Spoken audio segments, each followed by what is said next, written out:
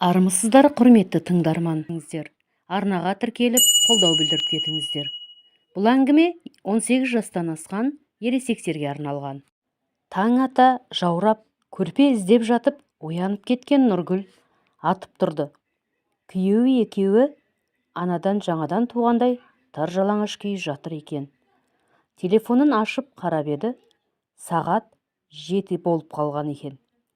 Дереу киініп, шифонерден іш киім тауып киді де, сыртқа шығып, шашылған үстел үстімен ас бөлмесін тез-тез ретке келтіріп, баклажкаға жылы су құйып алып, далаға әжетханаға барып, дәрет алып алды. Үйіне келіп, тез-тез киініп, жұмысқа асықты. Нұргүл аялдамаға келіп, автобус күтіп тұрғанда барып, түндегі болған оқиғаға енді ғана мән бере есіне түсірді. Дидардың жылы сөйлеген сөздері мен іс-әрекеті есіне түсіп, еріксіз өзінен өзі жымиып тұрды. Еш нәрсеге де өкінбейтін сияқты көрінді. Ана өзін жерге тығатын аузы көпірген енесі мен тісі кетік ақсиған Жансеріктен осылай өшін алғанға қуанды. Күндер өтіп 3 күн болғаннан кейін жұмыстан шығып, кешке үйіне келсе, есік алдында тағы да ақ Жигули тұр екен. Келіншек жүрегі зу ете қалды. Имене басып үйге кірді. Жансерік пен Дидар әдеттегідей ішімдік ішіп отыр екен. Жаңадан келген сияқты, екеуі де мас емес әлі, әзірге әңгімелері түзу сияқты болып көрінді.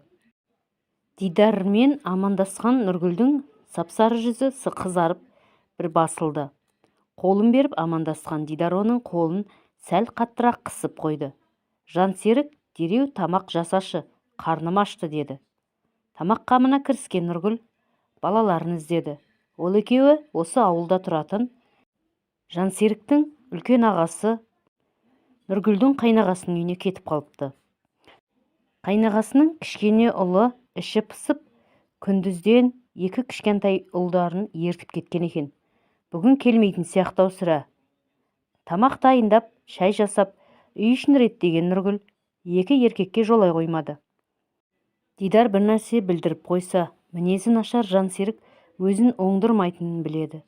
Қанша қашқақтаса да, тамақ піскенде келіп, екеуіне сорпа құйып берді. Өзінде шақырған Дидарға қарсы келмей, үстелге отырып, олармен бірге тамақ ішті. Үшеу ғана отырды. 2 еркек Нұргүлге тост айтшы деп өтінді. Нұргүл қызараңдап, еш нәрсе білдіргісі келмей, тыныш қана отырғысы келді. Оның жанын қоярда қоймай, 2 дос оған жақсы тілек айтқызды. Екеуі мәз, қарсы алдында отырған Дидар аяқтары мен Нұргүлдің аяғын үстелдің астынан тауып алып, түрткілеп отыр. Жансерік әжептәуір қызып қалыпты. Кейінгі кезде бұл жігіт көп ішкен соң ба, тез-ақ қызып қалатын болған. Мұнысы Нұргүлге жақсы, мазасын алмай, тез масайып, ұйықтап қалады. Дидар болса қулыққа салып, көп ішпей отырған сияқты. 2 көзімен келіншекті ішіп жеп барады. Тамақ ішілген соң екеуі шайға дейін тағы 3-4 стакан ұрып тастаған. Бұл кезде Жансеріктің тілі күрмеліп, әңгіме айтқан сайын ақсиған кетік тістерінен аузынан ішкен жегені шашырай бастады. Ол мас болған сайын досы Дидары еркінсіп, Нұргүлдің аяқтарына тыным бермей жатыр. Сол кезде ішімдіктері де бітті. Жансерік Нұргүлге жұмысыңды жумайсың ба, жақында ғана тұрдың ғой деп өзі аузынан қағынды. Мұны естіген Дидар да оны қолпаштап әкетті. Нұргүлді тыңдаған ешкім жоқ. Дидар онда біз барып магазиннен әкеле қояйық деп айтып еді. Жансерік әрине деп келісе кетті. Дидар атып тұрып Нұргүлдің қолынан ұстап далаға алып шықты. Шыға сала Нұргүлдің белін құшақтап, кеттік па деп еді. Нұргүл, менде ақша жоқ қой, қалай аламын деді. Дидар, ой, менде бар, қорықпа деп машинасына қарай беттеді. Екеуі машинаға мініп алып, магазинге тартты. Нұргүл ішке кірмей машинада қалып қойды. Дидар өзі кіріп кетіп, бір бутылка арақпен тағы әдемі бір балмұздақ алып шықты. Оны Нұргүлге бере салды. Нұргүл әдеттегідей балмұздақты көріп, өткендегі іш киімі есіне түсіп күліп жіберді. Екеуі үйге келді. Себебі Жансерікке күдік ұяламасын дегені ғой. Келе сала үйге кіріп еді, Жансерік те күтіп отыр екен. Шайды тез ысытқан Нұргүл дастарханды реттеп, қайта үстелге бәрі отырды. Жаңа тұрған жұмысына жақсы тілек айтқан екеу тағы тост көтере берді. Мылжыңдаған Жансерікте уылдаймас боп, бутылка ортадан асқанда ұйқысы келді.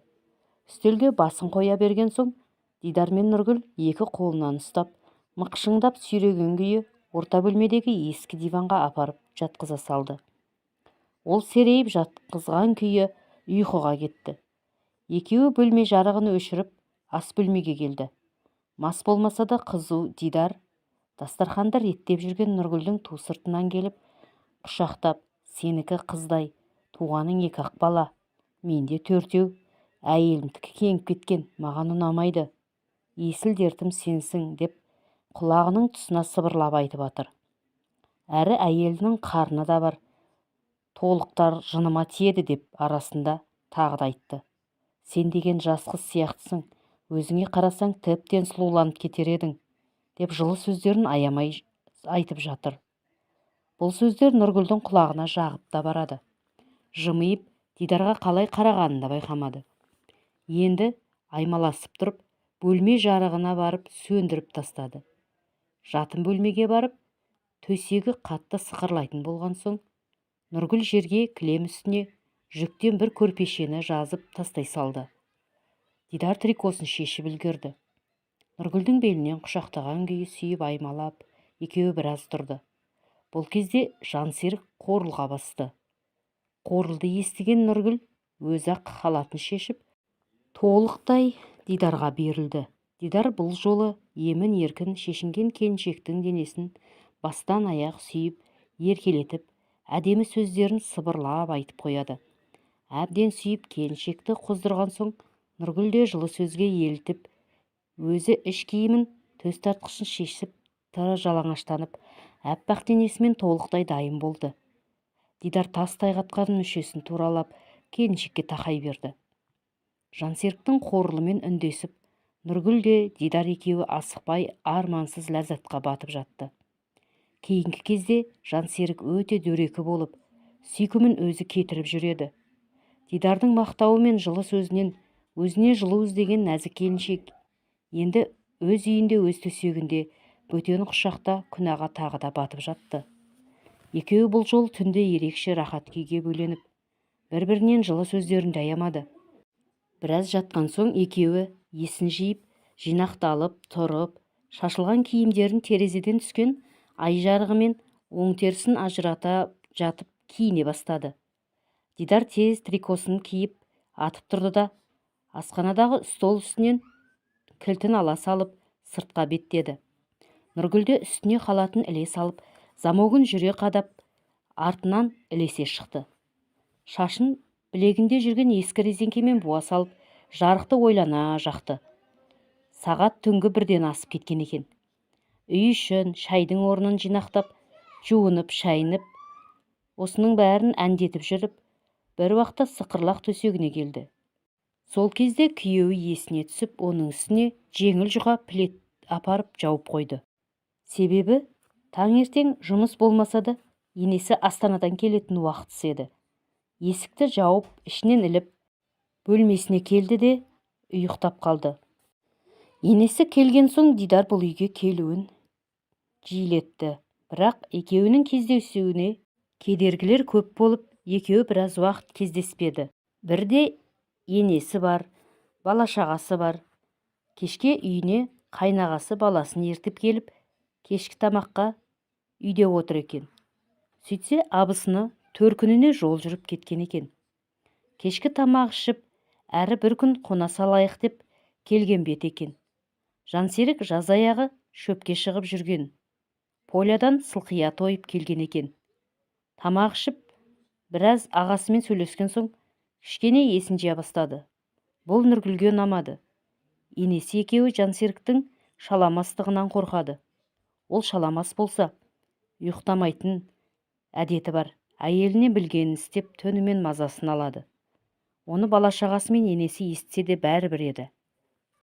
арақ әкеліп ішетін ақшаның да реті болмай, әрі ағасынан именді ма, Жансерік өз бөлмесіне кіріп алды.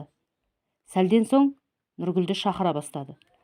Нұргүл де тез-тез тамақ орнын жиып, бөлмесіне кіріп кетті. Содан түнгі арпалыс басталды. Шешіндір, өзің шешін, тұрғыз, тұрмаса аузың ал деп ұялмай Жансерік әйеліне дауыстап бұйырып сөйлеп жатыр. Ортаңғы бөлмеде ағасы Серік, кішкене ұлы екеуі ескі диванды жазып жатқан еді. Көрші бөлмеден шыққан інісінің даусын еріксіз қараңғы бөлмеде естіп жатты. Келіні әлсіз қарсыласып сөйлеп қояды. Ұялмайсың ба? Аға жатыр ғой деп айтып еді, оны елеген күйеуі жоқ. Қайта, оның да өз қатыны бар ғой. Өзім білем, не істесем де, деп одан сайын әйелінің мазасын ала берді. Отыр, ары жат, ары қара, еңкей, бері жат деп бар қимылын аузынан айтып әйеліне қайталатып жатты. Ұйқысыз шайдай ашылған ағасы Серік кетіп қалайын десе, қасындағы ұлы да әлдеқашан ұйықтап қалған. Өз үйіне кетпегеніне өкініп ол жатты. Нем бар еді, мынадай масқараға куә болғанша өз үйімде неге жата бермедім екен деп өкінді. Түннің бір уағына дейін діңкілдеген інісі де 1,5 сағаттай өткен соң бірақ тынышталды. Сол кезде ағасы да Серіктің көзі ілініп кеткен екен. Таң ата оянған Серік ұлын оятпастан атып тұрып, киініп алып үйіне кетіп қалды. Себебі түнімен інісі мен келіннің алысқандарын естіген ол екеуінің түрін көргісі келмеді. Таңертең енесі ұйқыдан тұрғанда, ол кісі де үлкен ұлының түнгі масқараны естігенін бірден біліп, ішінен тынды. Бұрын Нұргүлге көп тиісетін енесі, соңғы кезде келініне өзінің де жаны ашып, көп үндемейтін болған. Қитетсе кет деп қуатын еді. Енді мына тірі күйік баласының тірлігінен соң тәубасына түсе бастағандай болды. Келіннің айлығын да барлығын алмай, қанша берсе соншасын алып, жұлынған өз қыздарына да басу айтып, енді Нұргүлге көп тиіспеуділерін өтінді. Бұған көнер ма, жұлынған қыздары келгенде бұрқылдап қалатын.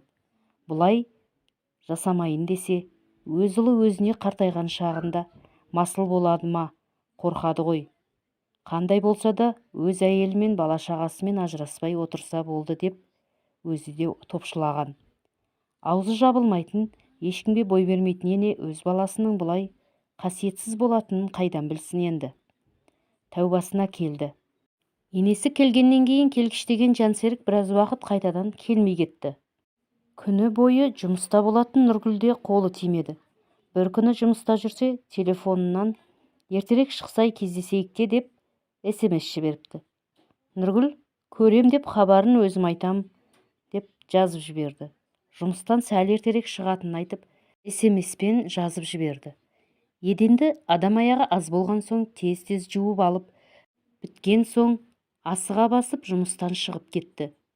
Кездесетін орнын айтып, басқа жаққа беттеді. Қалаға шыққан Дидар бүгін қолы бос екен. Келіншекті машинасына отырғызып алып, қаланың басқа шетіне қарай алып кетті.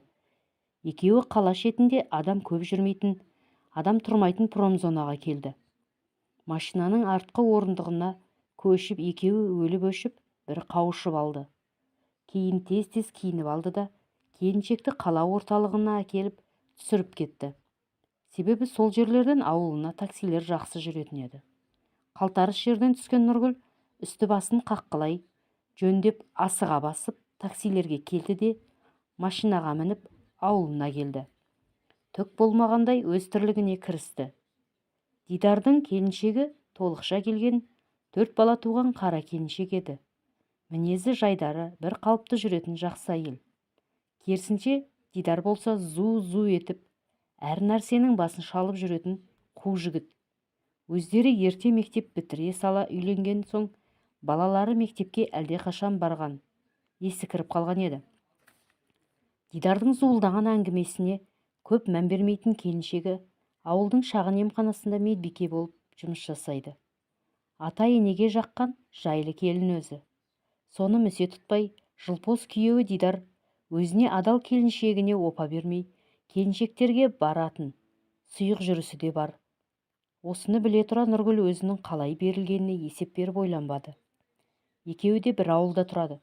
Көп ұзамай енесі тағы өз әпкесінің үйіне барам, сол кісінің 70 жас тойына ақыл жасаймыз деп кететін боп қалды. Мұны естіп, іші қылп ете қалған Нұргүлдің есіне жылпос Дидар түсіп кетті. Ертесі жұмыстан келсе, енесі адам таппай қалғандай тура Дидардың машинасына мініп кетіп бара жатыр екен. Сөйтсе Жансерік шешесін апарып келші деп өзі Дидарға өтініпті. Бұған қуанып кеткен Дидар жалаңдап, кемпірді қаланың арғы шетінде тұратын бір ауылға әкпесінің үйіне Жансерікті салып алып кетіп қалды. Нұргүл алаңсыз үй тірлігіне кірісіп, тамақ жасап, үйін реттеп, екі ұлын жуындырып біте беріп еді, сап етіп ақ машина есік алдына келді. Ішінен қолында арағы бар күйеуі Жансерік пен Дидар түсті. Ішімдіктерімен Нұргүлге тағы да баяғы балмұздақтарын әкепті. Екі баласы мәз болып балмұздаққа қарық болды. Нұргүл балмұздақ көргісе, есіне баяғы ішкиме түсіп кетіп бір жымиып қоятын болды. Ол да бір балмұздақты алып жеп жүр. Екі доста бір керемет ыстындырған адам сияқты шаршағанымызды басайық деп дастарханға отыра қалып ішуді бастады. Жансерік құй-құй деп тартып алып жатты.